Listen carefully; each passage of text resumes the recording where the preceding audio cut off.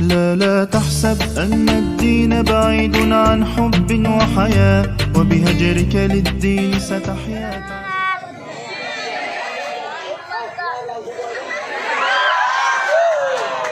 Ijtihad wala taksal ولا تكو غافلا فندامة العقبى liman yatakassal. Assalamu alaikum warahmatullah wabarakatuh. Alhamdulillah, alhamdulillahi rabbil alamin, wassalatu wassalamu ala ashrafil anbiya'i wal mursalin wa ala alihi wa sahbihi ajma'in. Amma ba'du. Pertama-tama dan yang paling utama, marilah sama-sama kita panjatkan atas puji dan syukur kita atas kehadirat Allah Subhanahu wa taala, yang mana oleh Allah yang telah memberikan kita beribu-ribu nikmat, berjuta-juta rahmat, di antaranya nikmat iman, nikmat Islam, nikmat sehat badan dan fikiran. Selanjutnya, salawat bermahkotakan salam marilah sama-sama kita sanjung sajikan ke pangkuan alam Nabi besar Muhammad sallallahu alaihi wasallam. Selanjutnya, takzim wal ikraman kami kepada Abi selaku pucuk pimpinan Dayah Bustanul Huda Islamic Center Kota Langsa, Ummi dan keluarga, dan yang kami muliakan kepada seluruh staf Dewan Guru yang telah mendidik kami semua, dan yang kami hormati Dewan Hakim yang arif lagi bijaksana. Ma'asyiral muslimin, Dewan Hakim yang kami muliakan. Sepanjang sejarah peradaban manusia, kita mengenal ada 3 golongan manusia. Pertama, Mukminun, golongan orang yang beriman kepada Allah, dan yang kedua, kafirun, golongan orang yang ingkar kepada Allah, dan yang terakhir, munafikun.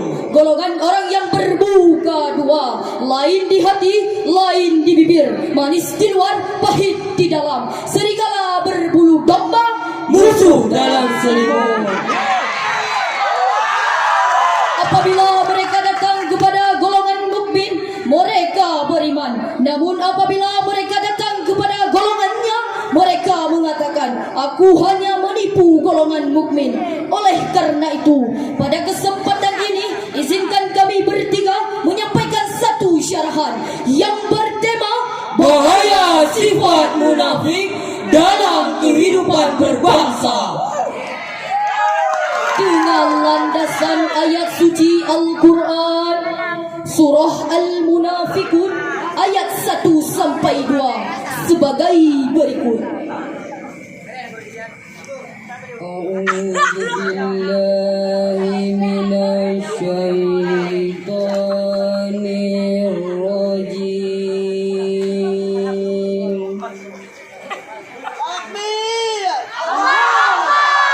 Bismillahirrahmanirrahim.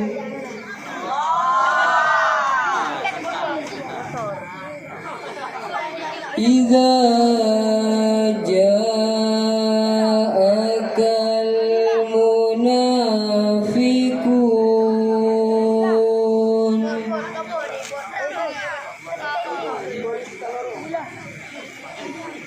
qalu nashhadu innaka la rasulullah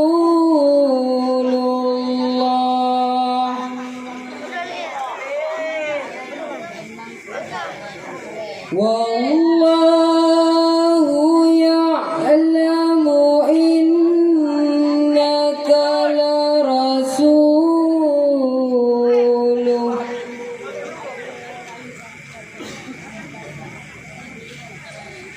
Wallahu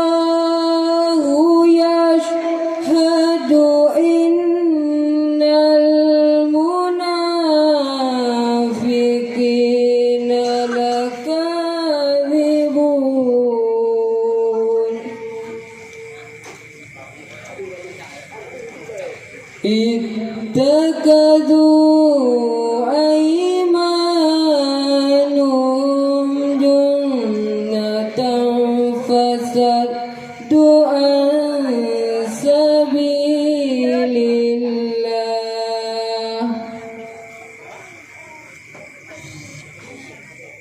إنهم ساء ما كانوا يعملون.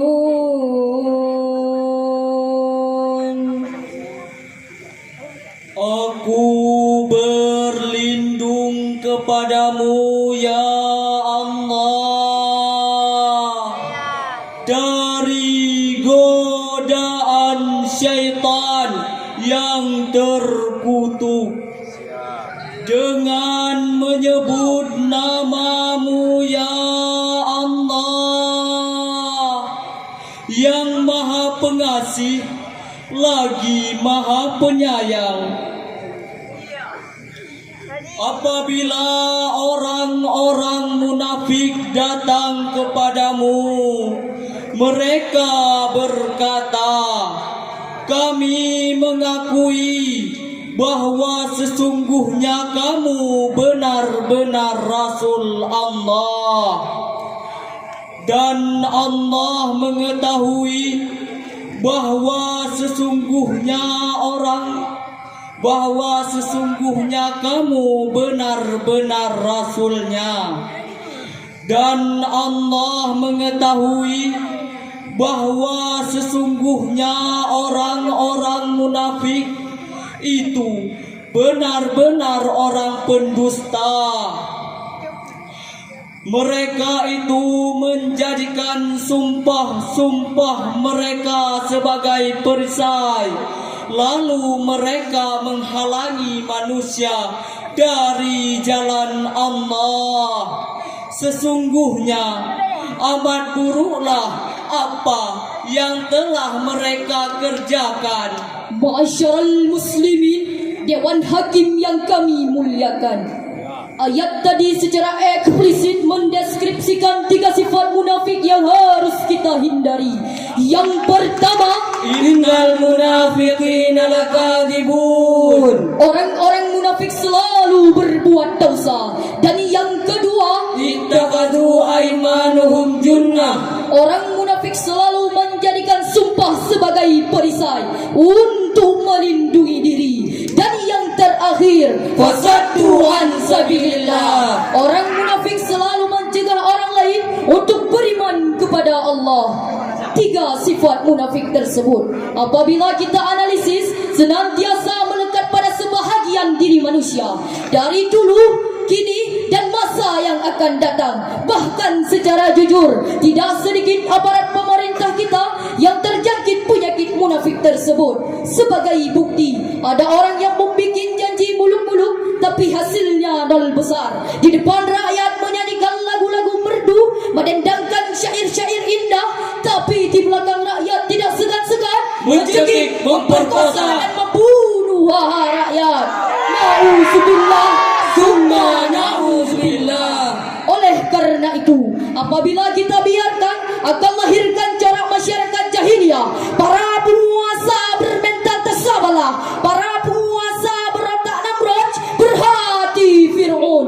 Keberadaannya bukan sebagai pelindung rakyat, tapi Penindas dan pemeras rakyat. Akibatnya pembangunan yang kita cita-citakan, tapi ketimpangannya sekarang kita rasakan. Reformasi yang kita idam-idamkan, tapi destruksi dan kerusakan yang sekarang kita rasakan. Nauzubillah.